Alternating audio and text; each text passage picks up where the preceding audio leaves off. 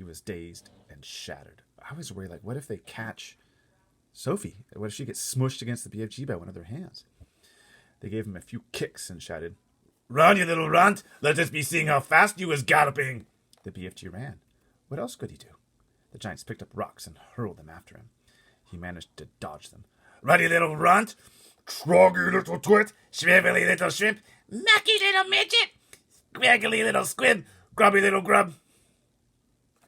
Tra, twa, shra, shra, ma, squa, squa, gra, grub. At last the BFG got clear of them, and all. In another couple of minutes, the pack of giants was out of sight over the horizon. Sophie popped her head up from the pocket. "I didn't like that," she said. "Phew," said the BFG. "Few and far between. They was in a nasty crouching mood today, was they not?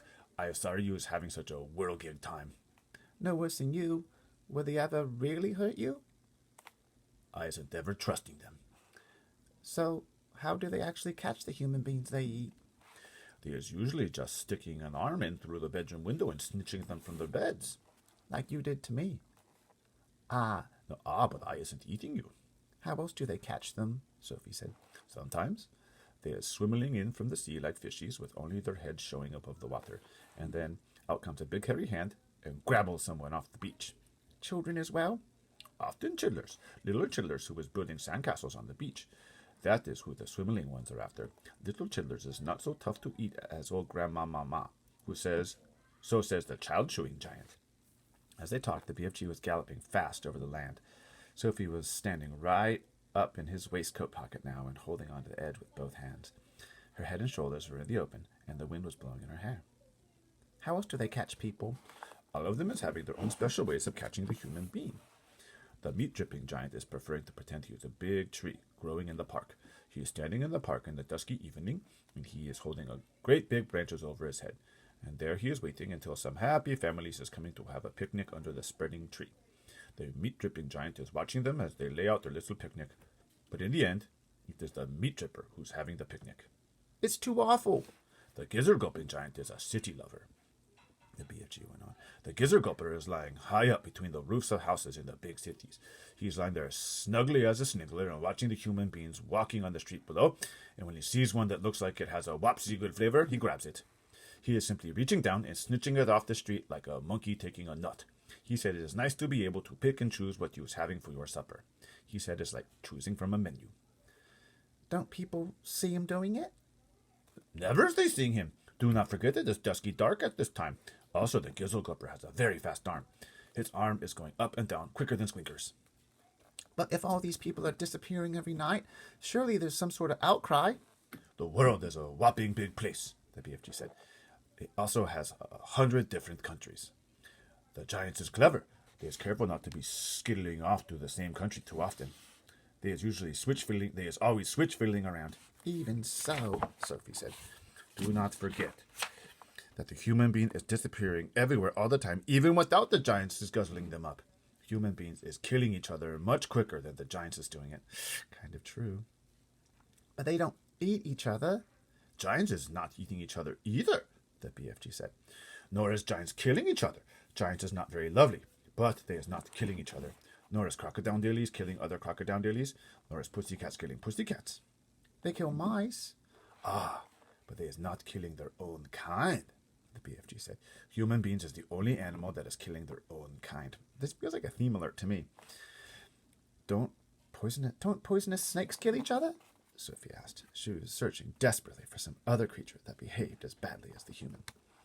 "Even poisonous snakes is never killing each other.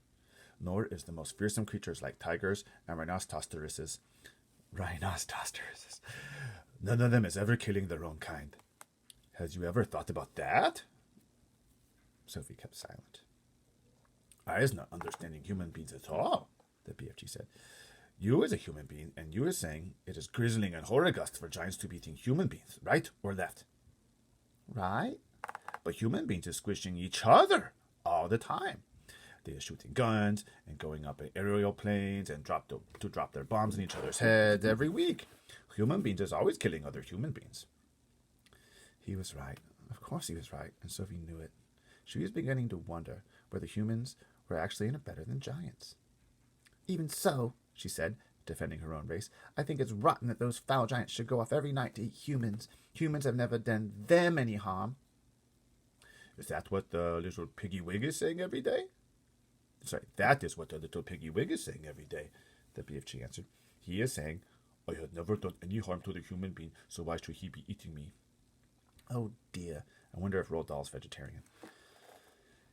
The human beings is making rules to suit themselves, the BFG went on. But the rules they is making do not suit the little piggy wiggies. Am I right or left?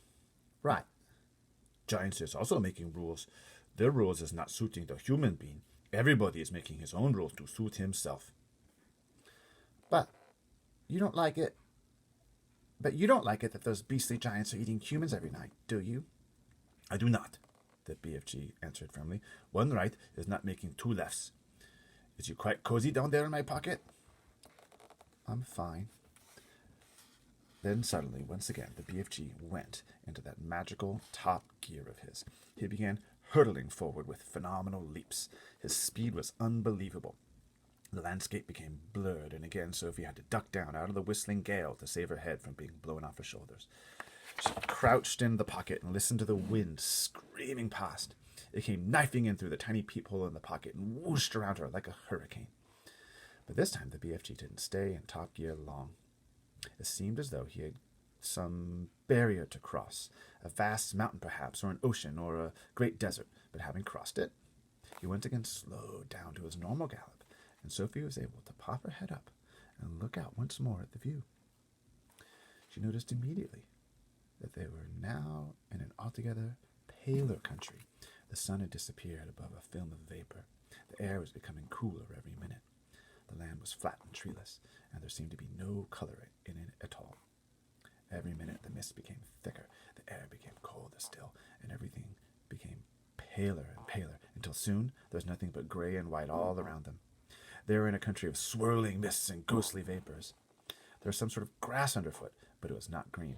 It was ashy gray. There was no sign of a living creature. There was no sign of a living creature, and no sound at all, except for the soft thud of the BFG's footsteps as he hurtled on through the fog. Suddenly he stopped. We is here at last, he announced. He bent down and lifted Sophie from his pocket and put her on the ground. She was still in her nightie, and her feet were bare.